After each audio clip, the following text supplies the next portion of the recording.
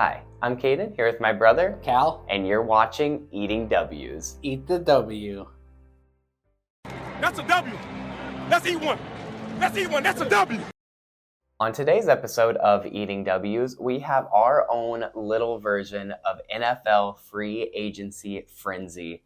And man, is that the right word to describe it.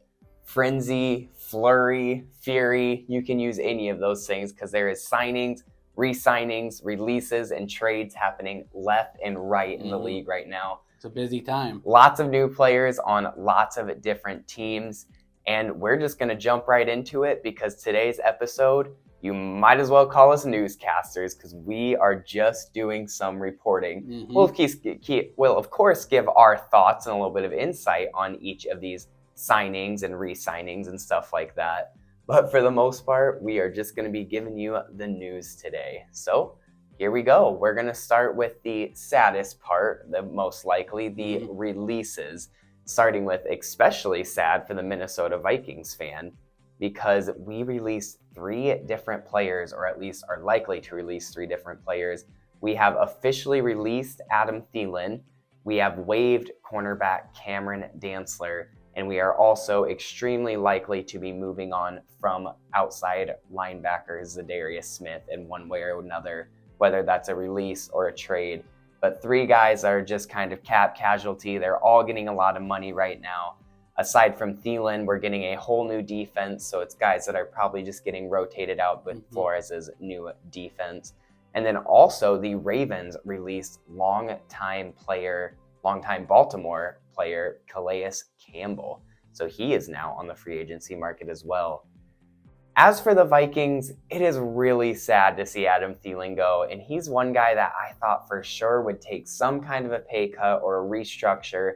But it does make sense to me. He was taking up a good little bit of cap considering the production he had, which isn't necessarily his fault. He just wasn't getting a ton of targets, whether that's his fault, Kirk's fault, the offensive coordinator's fault, who can say exactly. But towards the end of last year with the prevalence of KJ Osborne and Jalen Reagor joining the team halfway through the year, Thielen just wasn't getting near as many targets as he usually did, so it kind of makes sense that he's moving on to a new team. It's going to sting a little bit seeing him in another jersey, that's for sure. On the other side of the ball, though, Cameron Dantzler makes a lot of sense to me. He kind of struggled in coverage in general, and when Flores' defense, you play a lot of man, and he was not great in man, so it makes sense that he's gone. And Zadarius Smith just didn't really have the production that we thought he would have, and the new defense, they want new guys. All really sad to see these guys go, but makes sense. Yeah, the one that really surprised me, like you were saying, was Thielen, who I thought would take a pay cut because he's never left the state of Minnesota. He went to high school in Minnesota, college in Minnesota, career in Minnesota. So it's going to be a new adventure for him. So it'll be interesting to see where he goes. And as far as the other 2 players, well, they just didn't fit your system. So that's how it goes. When you get a new system in place, the old guys that don't fit get moved out and the new ones get moved in.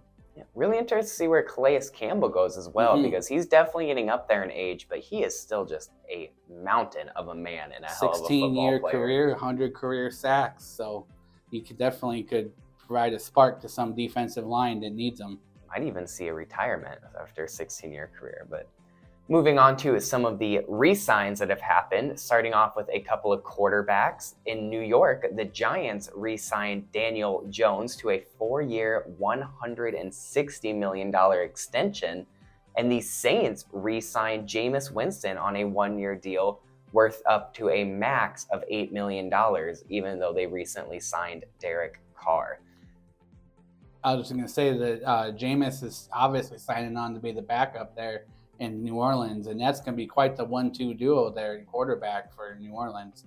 Yeah, certainly. You're taking a little bit of a risk in Carr. I mean, it's the first time that he's not going to be in that Raiders system, which the Raiders have gone through a lot of different systems, but he's always been under the same head coach, or not head coach, but GM and owner. But as for Jameis, it's really a smart idea in my eyes. I mean, he's not getting a ton of money, but he's going to be one of the best, if not the best backup in the league starting out the year. Yeah. Very arguably. And like I said, you're taking a little bit of a risk there in Carr. You got some injury questions with him, some productivity questions with him. There's a really good chance that we see Jameis Winston get some meaningful play time this season. So it's a good idea to stay with the team that has a half-decent receiving core and a half-decent offensive line and a true chance on the offense in general. And then as for Daniel Jones, I think it's a lot. It's definitely a lot. It's a lot of money for what I think is kind of a prove-it deal. I mean, he did pretty well last season, don't get me wrong. They beat the Vikings in the playoffs. They got the Giants' first playoff win in what I have to imagine was a while. But when you put somebody in a prove-it situation like this, it's weird to give them so much money for such a long time. Mm-hmm. You extend him for 4 years. I expected much more of a 2-year extension and maybe $40 million a year, something like that. But for 2 years, just to see if it works out. But maybe it'll work out for the Giants nevertheless. I know they were kind of debating whether to put the franchise tag on him or Saquon. And if you could have 2 franchise tags, I think they would have franchise tagged both of those guys. But because you could only tag one, they tagged Saquon, which we'll talk about here in a little bit. But as far as Daniel Jones goes, yeah, they had to retain him. I know that they were really happy with how he performed this year. So, he kind of bet on himself, and he had a career year and really paid off for it for him personally. Yep. Now moving on to Minnesota and a center getting re-signed. The Vikings have re-signed center Garrett Bradbury to a 3-year, $15 million deal, which I don't love, but I'm actually okay with it just because of that money number. I didn't think Garrett Bradbury had a very good season, to say the least, even in this new offense. I thought that he would really thrive with O'Connell because I compared him a lot last year to Brian Allen, the Rams center who really thrived in O'Connell's offense. And I didn't think Bradbury did that near as well as his predecessor center, I guess, in Los Angeles did, Brian Allen. But at only $5 million a year to get a middle-of-the-pack center in the NFL, it's a pretty good deal, and it's helping out our cap situation big time. So, and you get the continuity where he's been there for a little while, and now he can continue to build that chemistry. Exactly. Don't love it, don't hate it. I'm okay with it, I guess. Now to just fly through a couple here, the Patriots re-signed corner Jonathan Jones. The Bucks re-signed corner Jamel Dean. The Bengals re-signed linebacker Jermaine Pratt. The Dolphins re-signed running back Raheem Mostert. And the Cowboys re-signed linebacker Leighton Vander Esch. Now moving on to a more specific one we want to talk to, the Philadelphia Eagles re-signed James Bradbury to a 3-year, $38 million deal, which really surprised me. I thought that they were going to let him go. The Eagles aren't in cap hell by any means, but they're in a weird situation with their cap, not necessarily a great situation. And James Bradbury was only there for a year. He played well, but nothing like elite, like unreplaceable. So I really thought that they were going to let him go, but nevertheless, they do extend him on a 3-year deal. And I do like the deal because I think James Bradbury is a good corner. Yeah, he played really well for him this year. And I think that the main catalyst of him being re-signed by Philly is that I've heard rumors of Darius Slay being asked for a trade. So I could see where James Bradbury becomes the new number 1 corner in Philadelphia and Darius Slay gets shipped out. That's a good point. I forgot about that. And also, you got to imagine that they're going to let C.J. Gardner-Johnson go as well. So an elite level safety still on the market now. A lot of turnover for that Philly defense. He was one of the best in the NFL this year. Yep. And then a final re-signing that was very surprising to me solely because of the number. The Falcons re-signed guard Chris Lindstrom to a deal worth just over $105 million over the course of 5 years. I think Chris Lindstrom is one of the better guards in the NFL right now, especially for his age. And it looks like the Falcons are going to move, or I should say continue to move because they started it last year, to a very run-heavy offense. So it makes complete sense to me to lock in a really good guard for 5 years. But at $21+ million a year, that really surprises me. You usually don't see guards get that much money in the NFL. That's a lot of money for a guard, but the Falcons had a lot of money to spend. They had the second most salary cap room in the NFL behind the Bears. So they had the room to spend it, and they obviously went out and signed some players that we'll talk about here in a little bit, but they re-sign one of their own and keep one of their own guys in-house. Yep. So now we're going to jump on to 2 franchise tags that we wanted to point out, starting with the Giants putting their franchise tag on their running back, Saquon Barkley, and the Ravens putting a non-exclusive franchise tag on Lamar Jackson. Now, what the non-exclusive franchise tags means is pretty much it keeps Lamar Jackson in Baltimore, disregarding a trade. The only way that Jackson will be able to get out of Baltimore is through a trade agreed upon, of course, by Baltimore and whichever team you'd be traded to. But the trade market does not seem huge for Lamar Jackson. It's a lot to have to deal with, because another little asterisk on this non-exclusive tag is that whichever team does trade for Lamar Jackson and receive him will lose at least 2 first-round picks. The trade has to be worth at least 2 first-round picks. So when you look at that situation, in my eyes at least, it kind of makes sense that there's not a huge trade market. There's not a lot of teams who have 2 first-round picks right now. There's not a lot of teams who have 2 first-round picks and the cap room to pay Lamar Jackson like they're going to have to once they trade for him. And then there's not a lot of teams who have 2 first-round picks, the cap room, and the ability to completely switch their offense at the drop of a dime. Because when you get a quarterback like Lamar Jackson, you're not getting a true quarterback. You're getting a true hybrid quarterback. You have to build that offense around him. Yes, he could do okay in whatever offense, but if you truly want to fully utilize a quarterback like Jackson, you have to build around him. So there's just a lot you would have to do to get Jackson right now. So it kind of makes sense to me why there's not a huge trade market. Yeah, it's a very specific offense you'd have to run, almost like kind of a run and gun style offense, just because his throwing ability is not the top tiers of other quarterbacks. But I'm surprised that there is not any market for him, because he's still a young quarterback, and even though teams don't have 2 first-round picks, they could do a 2023, 2024 where it's 2 first-round picks like that. And we have seen that before, where teams have traded their next 2 first-round picks in order to get players. So it's interesting, and I wonder what the holdup is as to why there's no market at all. I mean, it doesn't cost anything for any teams to meet with them or talk to them, and there's not been any meetings or anything that I've heard of any communication between Lamar Jackson and any other team. Yeah. I like him in Baltimore. I really do. I think he fits well there. I think that offense is already ready for him. Yep. I think we'll see him as a Raven again. His perfect fit is season. Baltimore. Just because, like you said, they've already completely specified that offense to build around him. Now to the fun part. Gotta clear my throat, get my vocal cords ready, because we are on to the signings. So let's just jump straight into it. Starting with the Houston Texans signing wide receiver Robert Woods to a 2-year, $15 million deal. So they're getting a weapon there for, assumably, whoever their quarterback of the future is. Whether that's DM3 or Bryce Young or CJ Stroud, it's going to be one of them guys. But that is a hell of a receiver for them to be paired with. It's a veteran guy, a smart veteran, really knows the game, and he's been around for a little while. And it's a really nice pickup for Houston, who's looking to finally take that next step to be a contender after being in a rebuild for the last couple of years. Especially for a team who's, like I said, assumably going to get a young quarterback, because he's one of those guys who are just always open, a good, reliable receiver. Moving on, the Broncos snagged 2 big-time offensive linemen as well as a defensive lineman, picking up both Mike McGlinchey on a 5-year deal as well as guard Ben Powers on a 4-year deal.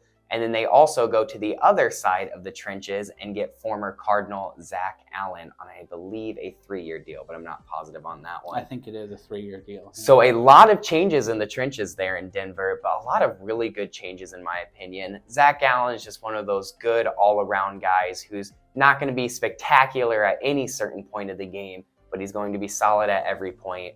And then getting former 49er tackle Mike McGlinchey is huge. I think that he is one of the better right tackles in the league, especially when it comes to running, which even though they have that amazing receiving core in Russell Wilson, they did still pound the rock and really push that run game last year with beasts in the running back field.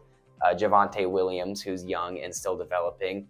And then also getting former Baltimore Ravens guard Ben Power, who is very similar to McGlinchey, who is very good overall, but especially in the run game. Another run grinder there for the Denver Broncos. And I really like that Zach Allen one. I thought that he'd stay in Arizona with J.J. Watt retiring because he had a near career year playing opposite J.J. And he really did play well this year and did not decide to stay in Arizona. He went for the money in Denver, and they pick up a really good young defensive lineman there in Denver. Yeah, Arizona's confusing me. They let Zach Allen go. It's kind of looking like they might let DeAndre Hopkins go. Very questionable things happening there in Arizona. Moving on, the Las Vegas Raiders signed former 49ers quarterback and known enemy of mine, Jimmy Garoppolo, to a 3-year deal. And they also get him a weapon, snagging Jacoby Myers on a 3-year deal as well to the tune of $33 million. So since they let Derek Carr go, they of course had to get somebody at that quarterback position. So they pick up Jimmy G. To be honest, I could still see them maybe picking up someone in the draft. Not exactly a top guy, but one of those second tier guys. But they also get, in my opinion, an amazing possession receiver. One of the better ones in the league when it comes to possession receivers in Jacoby Myers. Yeah, I really liked the Jacoby Myers pickup. They got a really good top 3 there in Las Vegas now with Devontae, Hunter Renfrow, and now I just blanked, Jacoby Myers. Yep. I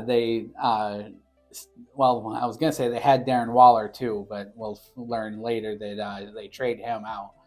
But now they're focusing more on just the wide receivers, and, kind of phasing out that tight end as a receiving option, going with the top 3 wide receivers. And I think that Jacoby Myers is going to come out and become a top wide receiver for Vegas this year. I definitely agree. Now moving to San Francisco, in order to replace Jimmy Garoppolo, they got quarterback Sam Darnold on a 1-year deal and also shored up their defensive line by signing former Eagle Javon Hargrave in the middle there of that defensive line on a 4-year, $84 million deal. I thought that was a lot to spend on Javon Hargrave. Don't get me wrong, he's an amazing player, but they already have such a good defensive line with those edges, Nick Bosa and Eric Armstead. And they also have Javon Kinlaw and a few other really good rotational guys in the middle there. So I was just surprised that they're willing to put so much money into an interior pass rusher like Javon Hargrave. But it just makes that elite pass rush even better. So yeah, the 49ers really like to put the power in their defensive line. And it seems like every year they either add someone new or draft someone new. Last year I believe it was Javon Kinlaw, right? They drafted. So, and this year they add Javon Hargrave. So they continue to build that defensive line to be the strength of their team. Yep, certainly. Now moving on to Kansas City, they signed former Jacksonville Jaguar offensive tackle Jawan Taylor to a 4-year deal worth $80 million, which means that they will officially not be re-signing Orlando Brown, at least very assumably when you're paying an offensive tackle $20 million a year over 4 years. But that really surprised me. I thought for sure that the Chiefs would make a push to bring Orlando Brown back. I almost wonder if there was some sort of disagreement there, or maybe he wasn't really clicking with the higher ups in the Chiefs organization as a whole. Orlando Brown wasn't. So they let him go and pick up a little bit of a cheaper option. But Orlando Brown's going to be a really good tackle, left or right. He can play both sides, which is an underrated thing in the NFL for wherever he ends up going in the NFL this year. Yeah, and as far as Jawan Taylor goes, he's more specifically that right tackle.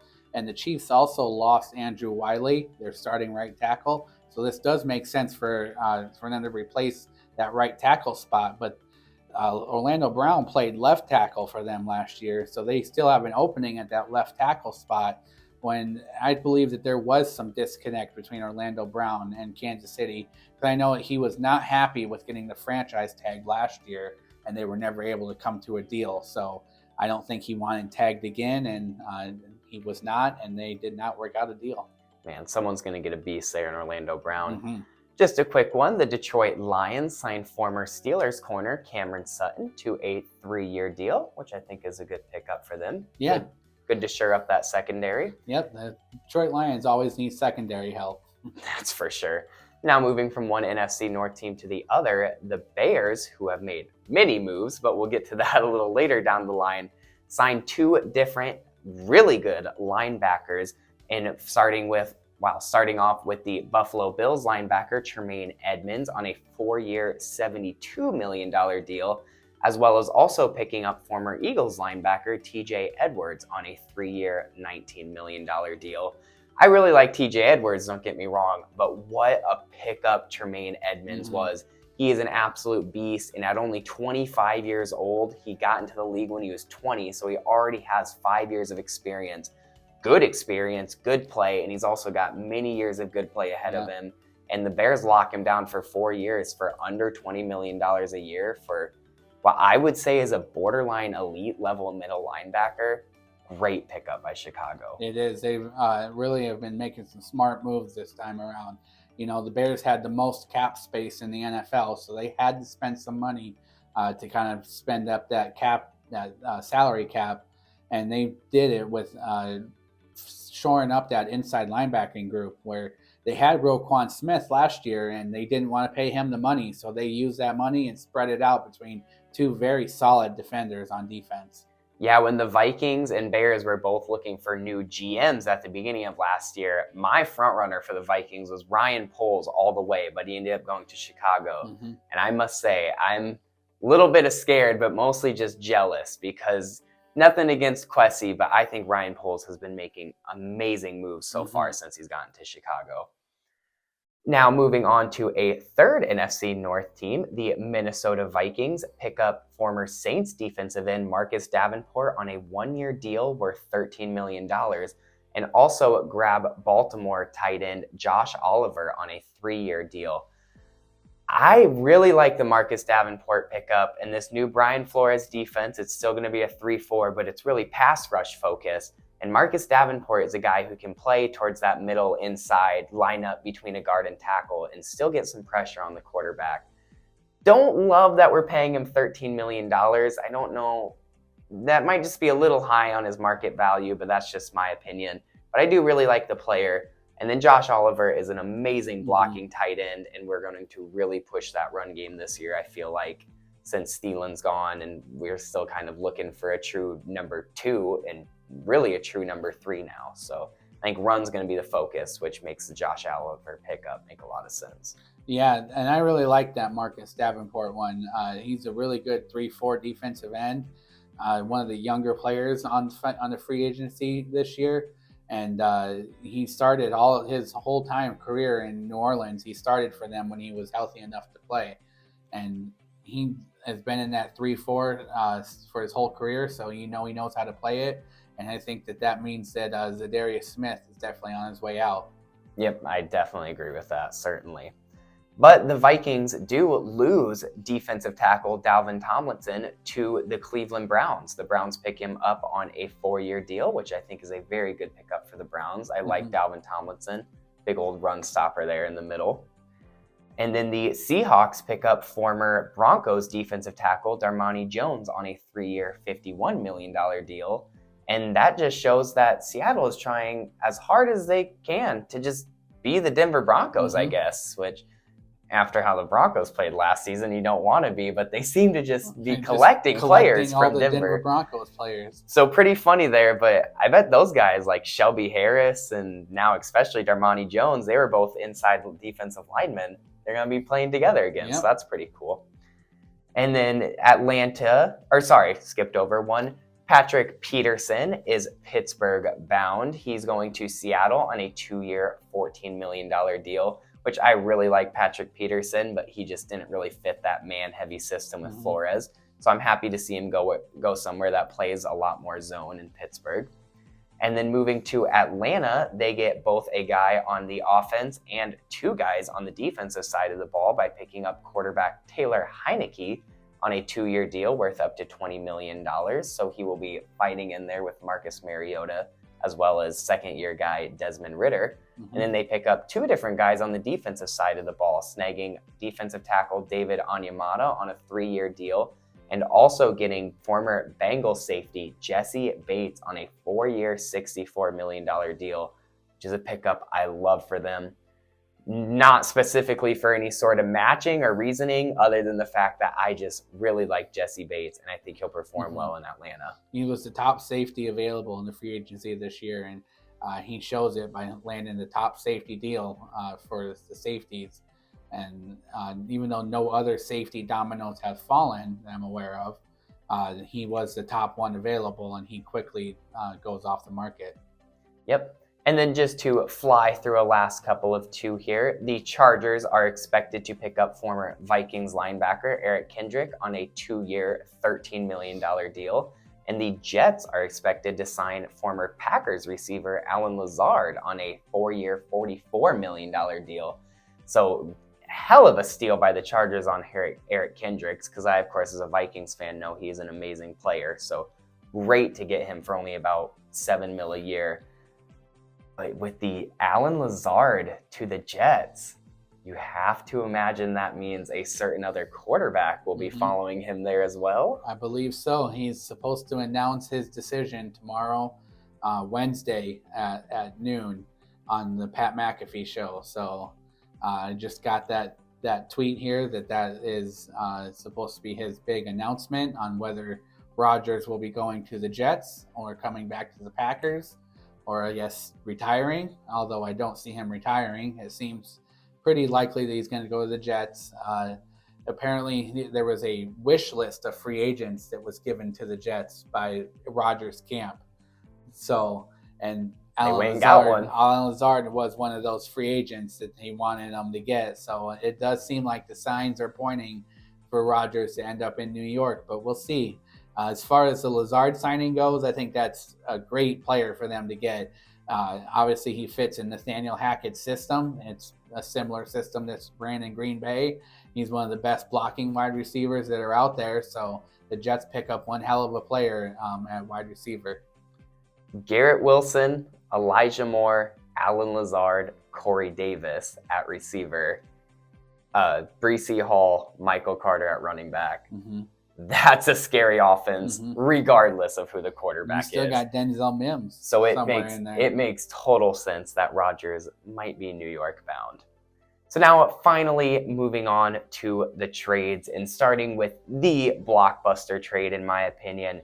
The Bears send the first overall pick to the Carolina Panthers, and in return receive the 2023 9th overall pick as well as the 61st overall pick, in addition to the Panthers' 2024 first round pick, 2025 second round pick, and in my opinion, the golden part of the deal for the Bears, wide receiver DJ Moore.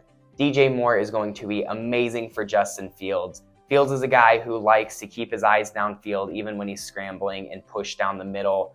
Having Cole Kmet at tight end in the middle there, and a receiver who's amazing at working the middle of the field like DJ Moore, might make Chicago's offense scary this year. Yeah, DJ Moore going to Chicago is definitely the main part of that trade. The Bears still will be able to pick up a top defensive defender with that 9th overall pick, which they were looking at going defense with the first overall pick anyways. So this way they move down and get a star wide receiver to go along with it. Yeah, you're still going to get a hell of a player at 9th. And you got to imagine that Carolina is going quarterback here. I've heard rumors that they're actually willing to move back a little bit to still get a quarterback, but recompensate themselves with some draft picks. But bad move by Carolina, in my opinion. But hell, who knows? They get their choice at quarterback. They pick the right guy. They're set for the next 15 years. Exactly. It doesn't matter what you gave up. Now moving on to some other important, but just maybe not quite as important trades. Starting off with the Rams getting a Dolphins 3rd round pick this year, as well as tight end Hunter Long, and they send Jalen Ramsey to Miami, which was a steal for Miami in my opinion, because since they let Byron Jones go, they now have the top 2 corners of Xavier Howard and Jalen Ramsey, who are 2 lockdown man corners, not to mention guy like Javon Holland behind them at safety. That's a really good secondary, to say the least, to match what is probably arguably one of the best receiving cores in the NFL on the other side. So Man, I want to go watch a Miami Dolphins practice. Can you imagine that first team O versus first team D? Electric. Yeah, we'll see how Tyreek does against Jalen Ramsey during the in between the games on Sunday. But I think that will be entertaining in itself. Just those practices, but definitely a good pickup for the Dolphins, who really shore up that defense after losing Byron Jones. Yep. And then moving on, the Giants absolutely steal Darren Waller from the Raiders for only a 2023 third-round pick, and they get an elite tight end in Darren Waller. Waller's thing, of course, is the injury bug. Can he stay healthy for a whole year? But in an offense like the Giants, if he can stay healthy, he's going to have an explosive season. So to get him for only a third-round pick is impressive. Yeah, one of the best receiving tight ends out there. That is quite the pickup for the Giants, who now becomes their number one target in New York. Yep, and moving from one absolute steal to another, the Colts send cornerback Stephon Gilmore to Dallas, and in return only get a fifth-round pick. Stephon Gilmore is a little older and, of course, also has a little bit of that injury bug nagging him these past few years. But nevertheless, a day 3 pick for a corner like Stephon Gilmore. Former Defensive Player of the Year. Great deal for Dallas. Yeah, now Dallas teams up their cornerback Trayvon Diggs with Stephon Gilmore to create another deadly duo in the backfield or in the secondary. Yep, and then finally, nothing official here yet and no compensation yet, but the Bucs are very much expected to trade guard Shaq Mason to the Texans. So can't really judge how good of a deal it was, considering that there's no compensation yet. But I think Shaq Mason will be a really good pickup for the Texans, who continue to shore up that young but well-developing offensive line. Yeah, look out for Houston. They're really going to be coming up these next couple of years, and I wouldn't be surprised to see them win that division this year. Yeah, that division has been up for grabs the last few years, even when Houston have been in full rebuild. So when they're actually kind of built up a little bit, should be an easy win for them. So there it all is. We were recording this on Tuesday, the 14th. It is currently 6:30, so that is everything that has happened up until this point. Yep. I know it was kind of a long-winded episode, but it was a really fun one. It's been really fun preparing for it and watching the free agency happenings all day. So thank you so much for watching us, and thank you for the continued support. And until next week, don't forget to eat the W.